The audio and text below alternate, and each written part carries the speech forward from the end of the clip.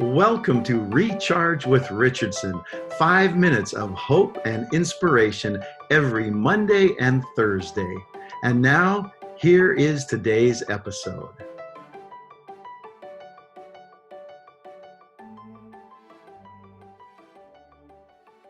Today, I want to ask you one simple question, and this is a question that I think it's very important for us to ask, not just every now and then, but almost on a daily basis. And the question is, what is your source? What is your source? I remember when my wife and I lived in Michigan, there's a lot of things that are bad in Michigan, like the snow, but there's also some really beautiful things. There are orchards everywhere, pretty much every kind of fruit you can imagine except for citrus. There are orchards and there are vineyards, and they have these things called U-picks, where you go and you're able to pick all of the fruit that you want, and then you pay for what you take home and you get to eat what you don't take home, if you get my drift. And they're okay with that and they encourage it. It's part of the experience. So I realized going to these orchards, I really took for granted, hey, there's a bunch of trees here with a bunch of fruit.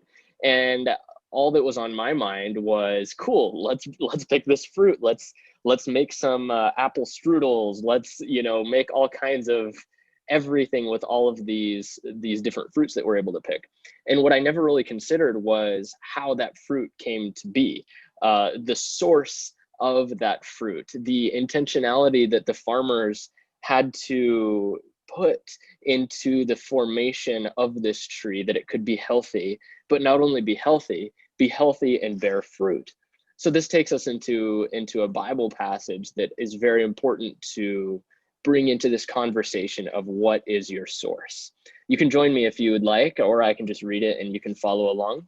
It's Psalm chapter 1, right at the beginning. Psalm chapter 1, we're going to read verses 1 through 3.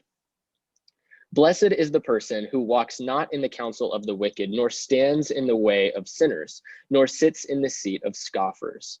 Okay, so I actually want to pause as we're reading through that. Usually I like to read through the whole verse, but I kind of want to pause here that and show that these different things that's happening here.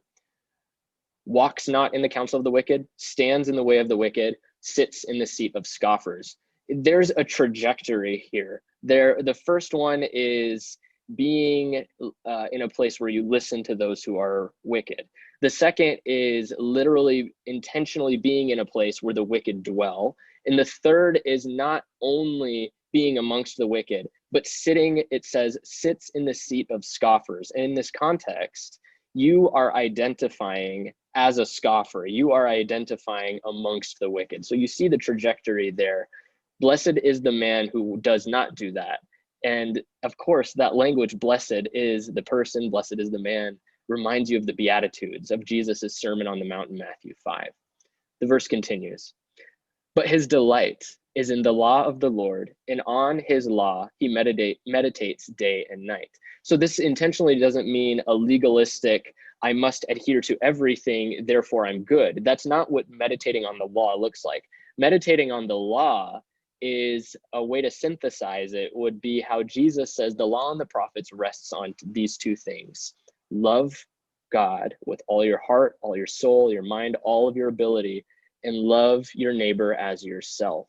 Those are the two things that you can simply dwell on at all times. All of your actions in each day must reflect those two things. That's what the delight is of the person who is blessed. Blessed is the man who does this. And then here's where we tie it all together with the analogy with the trees. Verse 3 says, he is like a tree planted by streams of water that yields fruit in its season, and its leaf does not wither.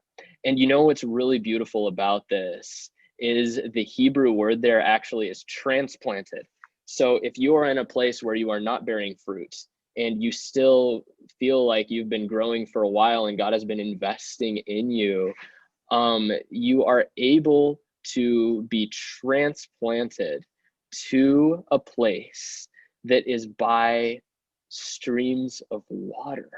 God is saying, if you ask me, I will transplant you and guarantee that you are in a place that will bear Honeycrisp apples, which, by the way, if you haven't had Honeycrisp apples, they are they are a natural sugar rush. Don't make the mistake I did and eat 2 in one sitting. That was a mistake I will never make again. but this kind of fruit, this beautiful fruit that people will come out of their way to take part of from your life that God is blessing you. This is a thing God wants for you. And it can happen even if you're in a wilderness experience. God can transplant you into a place that no matter the season, no matter the nonsense going on around you, you are by a source of life. You are by streams of water. So again, I want to ask you to ask yourself throughout today, what is my source?